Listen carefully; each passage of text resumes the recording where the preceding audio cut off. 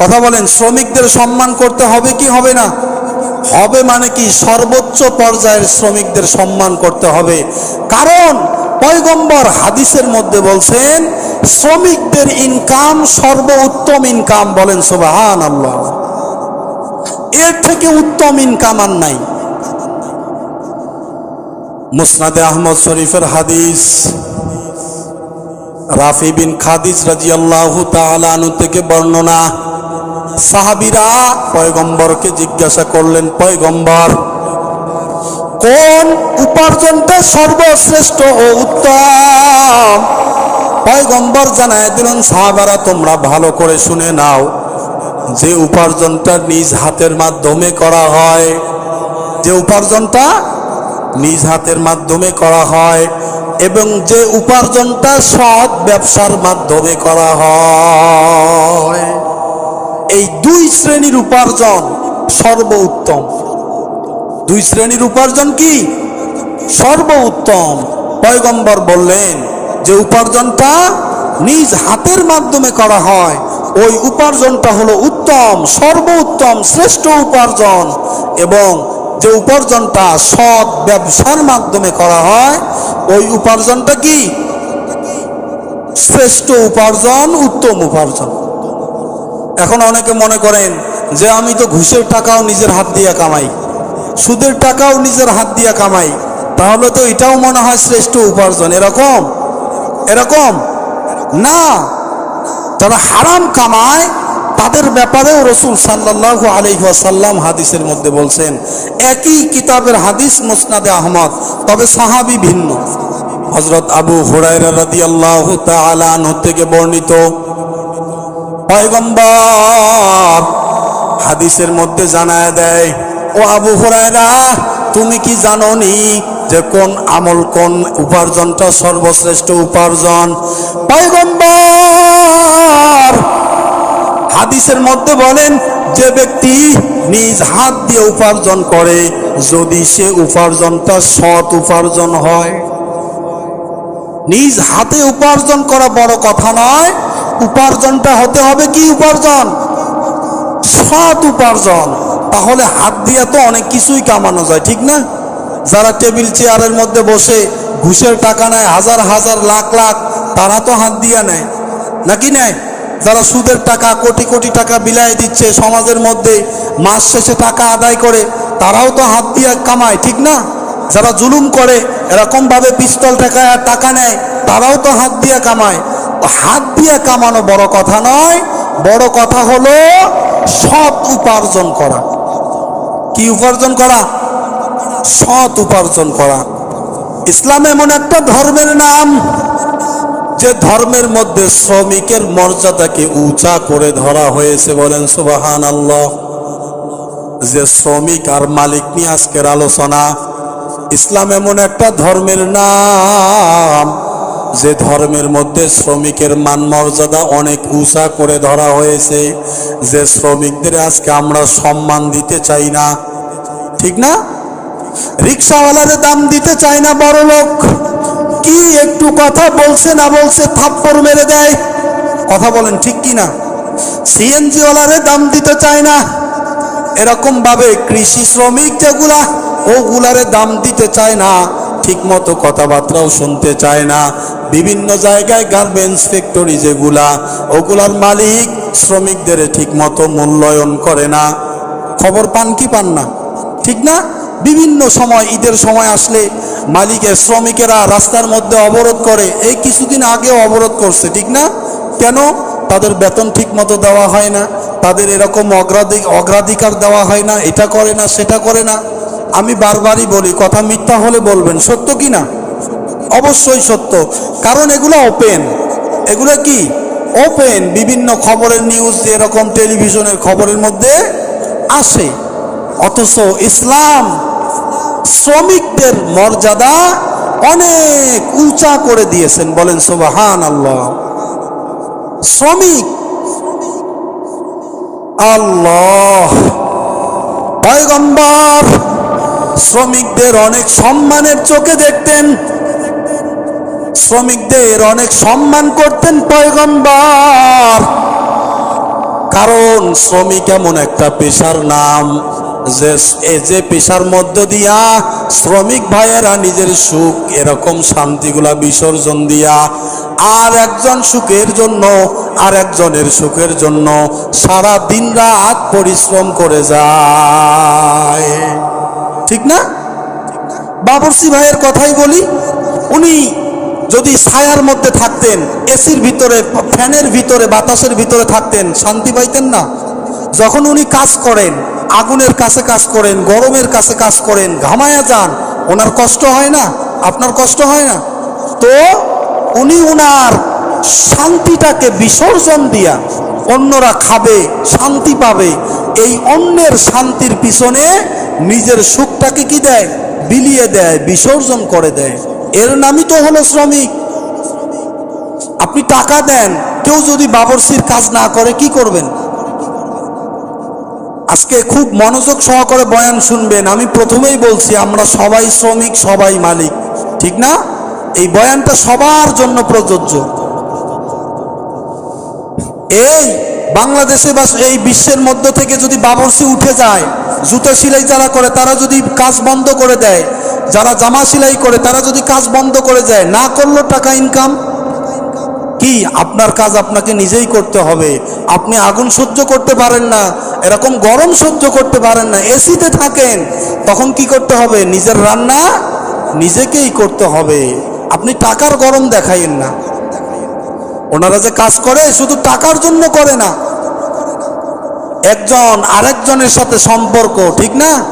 পৃথিবীর মধ্যে অনেক কাজ আছে। কি আছে? রিক্সাওয়ালা রিক্সা চালায়, সিএনজিওয়ালারা সিএনজি চালায়, দর্জিরা জামা সেলাই করে, মুসিরা জুতা সেলাই করে, কুমাররা হাড়ি পাতিল বানায়, তাঁতিরা জামা কাপড় বানায়, এরকম জেলেরা মাছ ধরে, মাঝিরা পারাপার করে। কথা বলেন না কেন? এগুলা কাজ যদি বন্ধ করে দেয় ওনারা, তাহলে কি আমাদের কষ্ট হবে না? তাহলে শ্রমিকদের সম্মান করতে হবে কি হবে না? কথা বলেন, শ্রমিকদের সম্মান করতে হবে কি হবে না? হবে। মানে কি? সর্বোচ্চ পর্যায়ের শ্রমিকদের সম্মান করতে হবে। কারণ পয়গম্বর হাদিসের মধ্যে বলছেন শ্রমিকদের ইনকাম সর্বোত্তম ইনকাম। বলেন সুবহানাল্লাহ।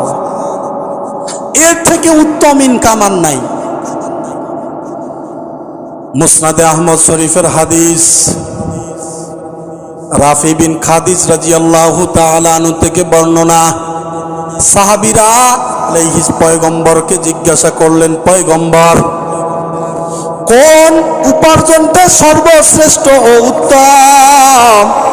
পয়গম্বর জানায় দিলেন, সাহাবারা তোমরা ভালো করে শুনে নাও, যে উপার্জনটা নিজ হাতের মাধ্যমে করা হয়, যে উপার্জনটা নিজ হাতের মাধ্যমে করা হয় এবং যে উপার্জনটা সৎ ব্যবসার মাধ্যমে করা হয়, এই দুই শ্রেণীর উপার্জন সর্বোত্তম। দুই শ্রেণীর উপার্জন কি? সর্বোত্তম।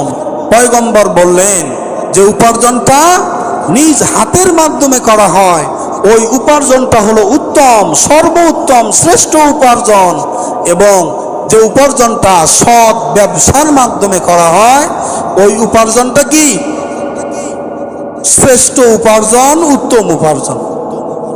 এখন অনেকে মনে করেন যে আমি তো ঘুষের টাকাও নিজের হাত দিয়ে কামাই, সুদের টাকাও নিজের হাত দিয়ে কামাই, তাহলে তো এটাও মনে হয় শ্রেষ্ঠ উপার্জন। এরকম এরকম না। যারা হারাম কামায় তাদের ব্যাপারেও রাসূল সাল্লাল্লাহু আলাইহি ওয়াসাল্লাম হাদিসের মধ্যে বলছেন, একই কিতাবের হাদিস মুসনাদে আহমদ, তবে সাহাবী ভিন্ন।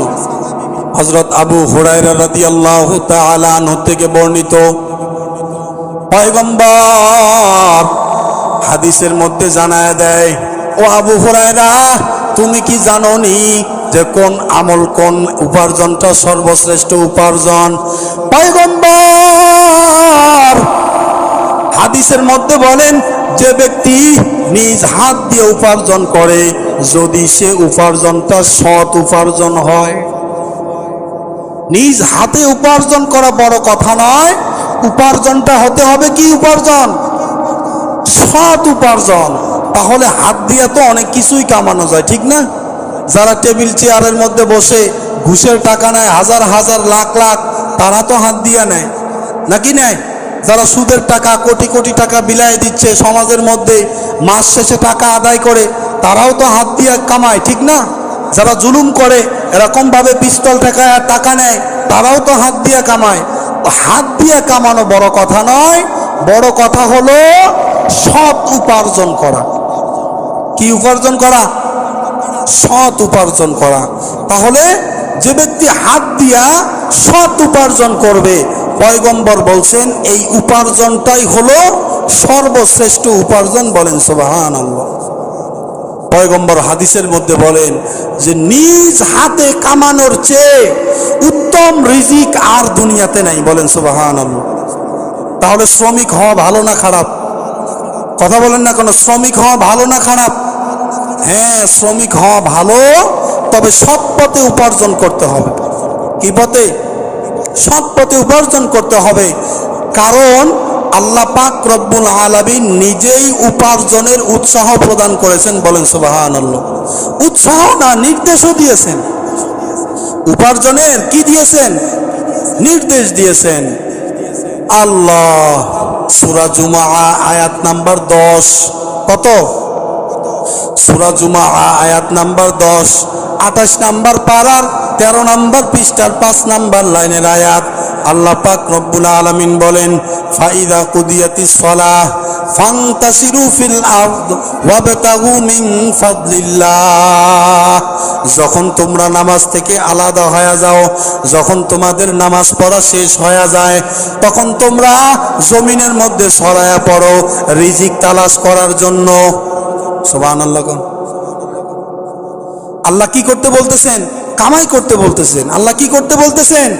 কামাই করতে বলতেছেন। নামাজ শেষ তোমরা কামাই করো, রিজিক তালাশ করো, হাত দিয়ে উপার্জন করো। আল্লাহ আমাদের সবাইকে বোঝার তৌফিক দান করুক, বলে না আমিন। শ্রমিক হওয়া, শ্রমিক মানে কাজ করা, এটা লজ্জাজনক কিছু নয়। এটা কি নয়? লজ্জাজনক কিছু নয়। ইসলামে এটা একটা ইবাদত, নবীদের সুন্নাহ হিসাবে গণনা করা হয়েছে। বলেন সুবহানাল্লাহ।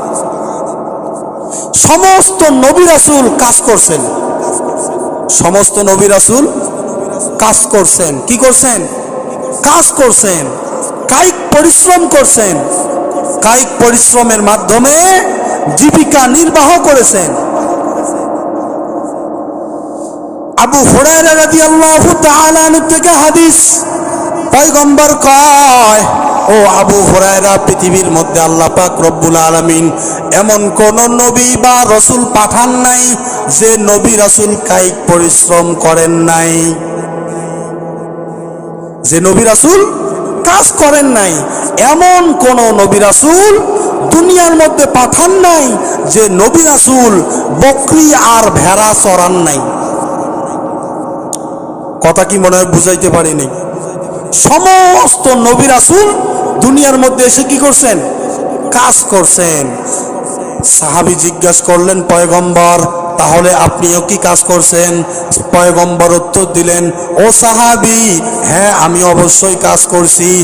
অল্প কিছু মজুরির বিনিময়ে আমি মক্কাবাসীর ছাগলের রাখালগিরি করছি। রাসূল কি করছেন? রাখালি করছেন। কি করছেন? রাখালগিরি করছেন না? রাসূল রাখাল আছিলেন না? তো রাখাল কি একটা শ্রমিকের কাজ না? তাহলে যারা কাজ করে, যারা শ্রমিক, তাদেরকে নিচু চোখে দেখার কোনো কি নাই, সুযোগ নাই। কেন? বলে যে আমার রাসূলও একজন শ্রমিক ছিলেন। বলেন সুবহানাল্লাহ।